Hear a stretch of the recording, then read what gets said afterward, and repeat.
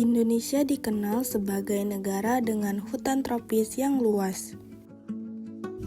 Namun, setiap tahun kita menghadapi ancaman serius, seperti kebakaran hutan dan lahan atau karhutla.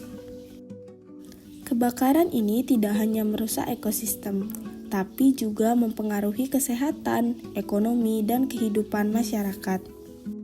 Pada video ini, kita akan membahas apa itu kebakaran hutan dan lahan, apa saja penyebabnya, dan bagaimana cara kita untuk menanganinya. Kebakaran hutan dan lahan merupakan peristiwa terbakarnya vegetasi di kawasan hutan atau lahan yang terjadi secara tidak terkendali. Kebakaran ini dapat terjadi di berbagai jenis lahan, mulai dari hutan kering hingga hutan basah. Namun, di Indonesia merupakan salah satu wilayah yang paling sering mengalami kebakaran hutan dan lahan di lahan gambut. Lahan gambut adalah ekosistem yang terbentuk dari timbunan materi organik yang menumpuk selama ribuan tahun. Saat terjadi kebakaran, api tidak hanya membakar permukaan, tetapi bisa masuk ke dalam lapisan tanah gambut. Di bawah permukaan, api dapat merambat melalui lapisan gambut yang dalam dan sangat mudah terbakar. Oleh karena itu, kebakaran lahan gambut seringkali sulit dideteksi dari permukaan. Api bawah tanah dapat menyebar jauh dari titik awal, membuat proses pemadaman menjadi jauh lebih sulit. Akibatnya, kebakaran di lahan gambut bisa berlangsung sangat lama dan berdampak besar bagi lingkungan dan juga manusia.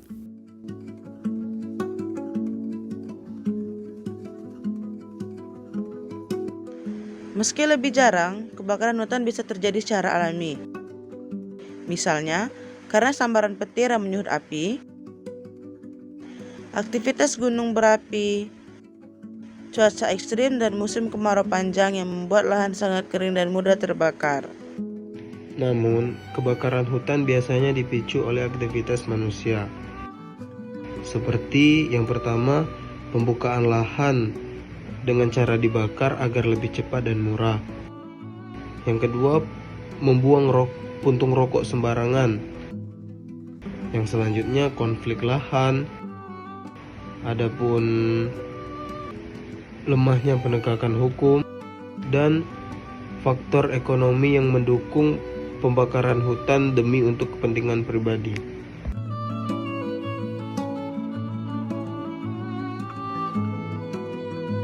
Untuk mengurangi resiko karhutla, kita harus melakukan mitigasi, yaitu upaya untuk meminimalkan dampak kebakaran. Pertama, mitigasi struktural yang mencakup upaya fisik atau pembangunan infrastruktur. Beberapa contoh mitigasi struktural adalah 1. Penyediaan sarana dan prasarana yang memadai, seperti menara pantau, alat pemadam, dan akses jalan menuju titik rawan kebakaran. Kedua, manajemen air, yaitu menjaga ketersediaan air di area rawan termasuk membuat kanal, embung, dan waduk kecil agar tetap lembab. 3. Penanaman pohon untuk menjaga kelembaban tanah dan mengurangi area yang mudah terbakar. 4. Pembuatan sumur resapan yang membantu tanah tetap basah dan mengurangi kekeringan ekstrim pada lahan gambut. Kedua, mitigasi non-struktural yaitu upaya yang berfokus pada kebijakan, edukasi, dan sistem informasi. Mitigasi non-struktural meliputi yang pertama, penegakan hukum terhadap praktik pembakaran hutan dan lahan.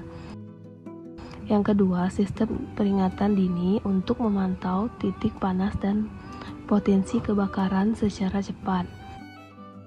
Yang ketiga, sosialisasi kepada masyarakat agar mereka memahami bahaya karhutla dan cara pencegahannya. Yang terakhir yaitu pemetaan risiko karhutla, yaitu mengidentifikasi wilayah dengan tingkat kerawanan rendah hingga tinggi, sehingga tindakan pencegahan bisa dilakukan lebih tepat sasaran. Kebakaran hutan dan lahan memang tidak bisa sepenuhnya dihindari, terutama saat musim kemarau panjang.